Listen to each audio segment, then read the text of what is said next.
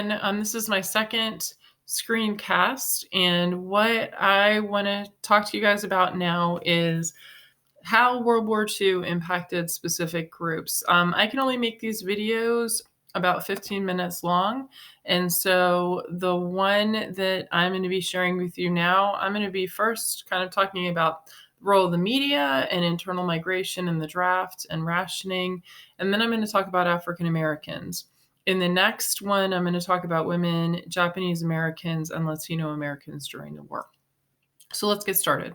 How did the home front change during World War II? Well, one of the things is kind of a continuation or something similar between World War I and World War II is the role that the media played in promoting the war. In World War I, we had a Committee of Public Information that was established to get out information. In World War II, we also have a real effort on the part of the government to get out word about ways that the American public should and could support the war effort. So we have posters like this, "We Can Do It," where we have Rosie the Riveter depicted.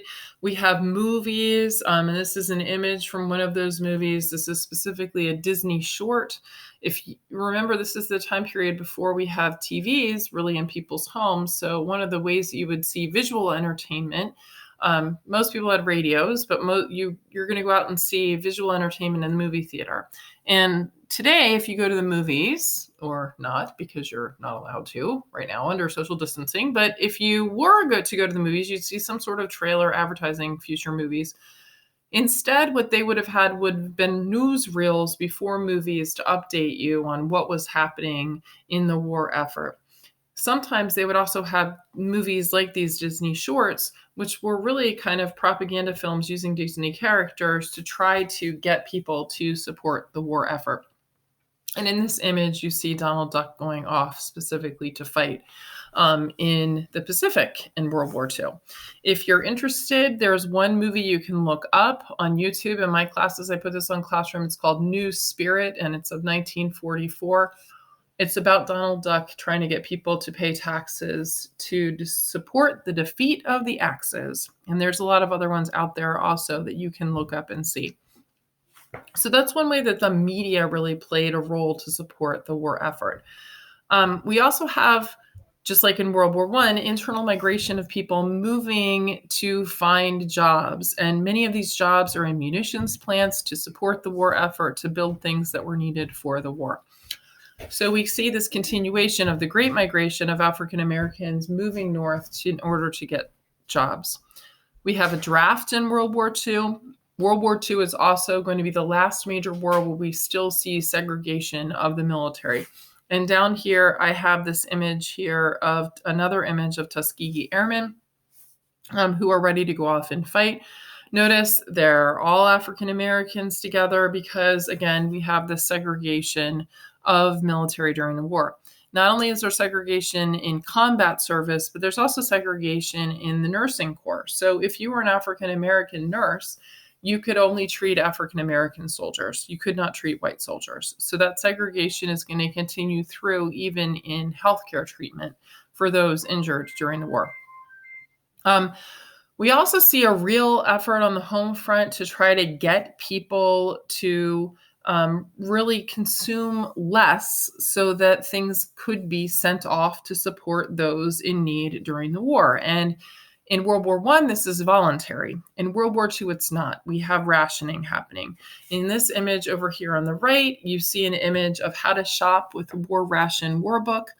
You would get a book a month, and it would have stamps in it, and it would allow you to buy a certain amount of sugar or flour or kitchen fats. And by kitchen fats, I just mean oil or butter or something like that. And entire cookbooks were made to help you use less of the foods that you were rationed to make your ration goods last longer over that period of time. There's also a real effort for people to collect and recycle goods for the war effort, scrap metal, going down to as many things as kitchen grease. So leftover fats that you cooked with could be saved and given specifically in order to support the war effort. Now, what I want to talk about really is the role of African Americans and how this impacts the war effort. So there's something called the Double V campaign. Double V stands for double victory, victory at home and victory abroad. This came about because of an African American newspaper called the Pittsburgh Courier that had by World War II been around for decades. And it really started to publish articles that compared the Jim Crow laws of the South to the Nuremberg laws for Jewish people in Germany. If you're familiar with the Nuremberg laws, you'll understand that the Nuremberg laws really separated Jews from the rest of society. So, for instance, if you were Jewish, you couldn't go to the same schools as everyone else. If you were Jewish, you couldn't go to the same public spaces. You couldn't go to the same beaches, for instance.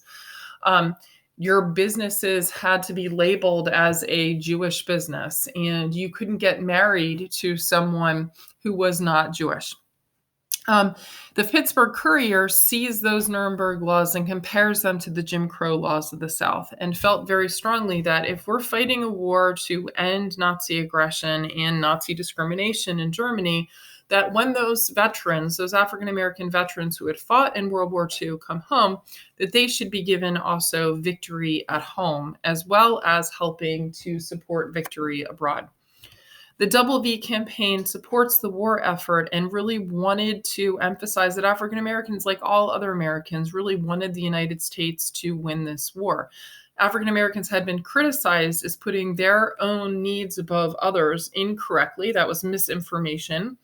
But they really want to emphasize that they do want victory abroad. But at the same time, again, those African Americans should come home and be given the full benefits of citizenship. And that's going to be the victory at home when they come home. Right here is an image. And if we were in class, I would ask you to talk to your AP US History buddy about this. What do you guys notice about this image? This is not from the Philadelphia Courier. This is from the NAACP. What do you notice about Jim Crow? What's on his claws?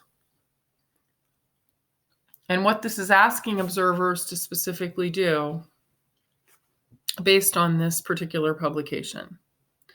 You should be able to see that connection between the NAACP's efforts and really what the Double V campaign is pushing for.